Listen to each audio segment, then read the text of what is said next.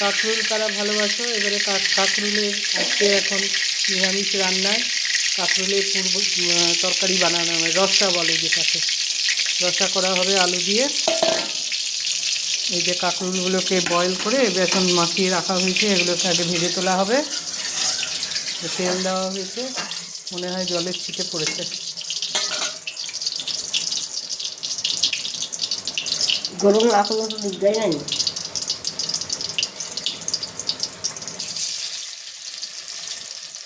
এই যে কাঁকরোলগুলো ভেজে নেওয়া হচ্ছে।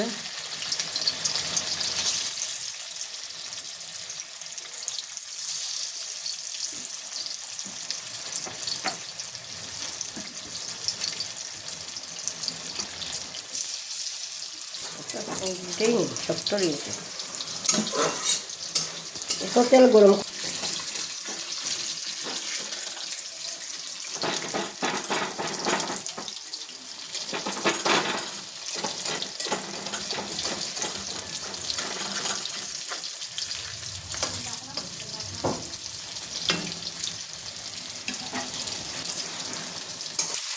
উল্টিয়ে দেওয়া হলো, এবারে একটা একটা করে নামিয়ে নেওয়া হবে।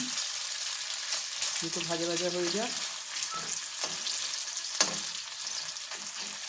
পুরো দেখতে ডিমের মতো কষার মতো লাগছে। কাঁকরোলটা দেখতেও ডিমের মতো।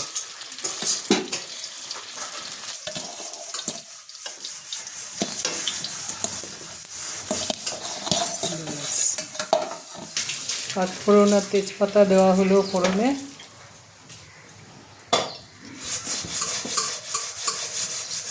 আসল কড়াইটা ভারী না।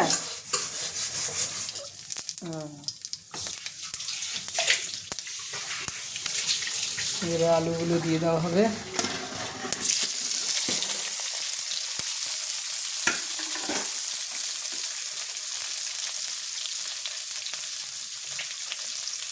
দেওয়া হলো,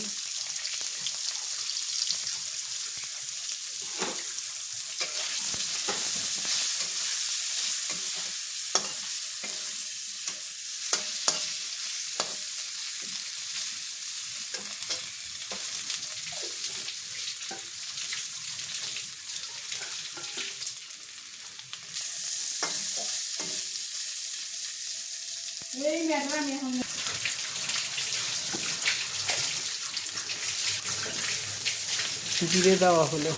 এখন একটু নামিয়ে নেওয়া হোক।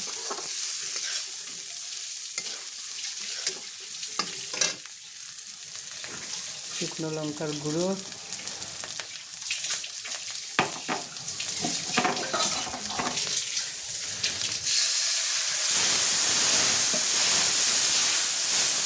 একটু জল দেওয়া হলো, নাহলে মশলাটা পুড়ে যেতে পারে।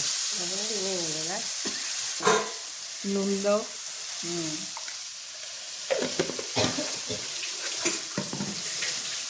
এমনি কাশি আরও ঝাঁজ লেগে যাচ্ছে।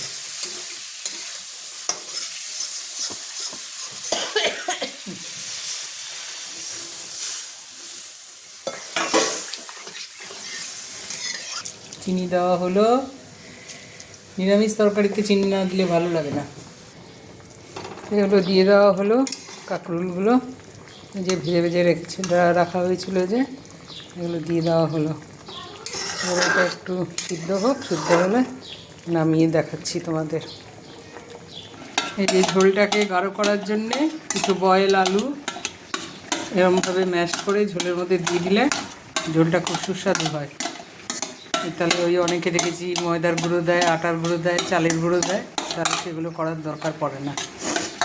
আমি তো এটাই দিই।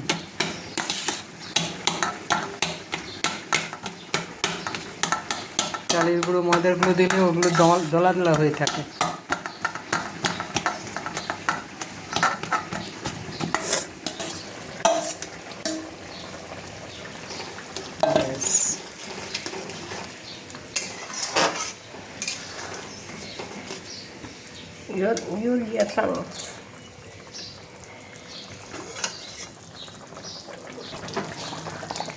এবারে নামিয়ে নেওয়া হচ্ছে তরকারিটা।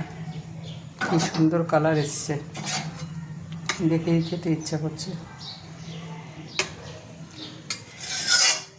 অনেকে কাঁকরুল পোড় খায়, কাঁকরুল ভাজা খায়, এরকম করে রসা বানিয়ে খেয়েও ওটাও ভালো লাগবে। তো চলো রাখি।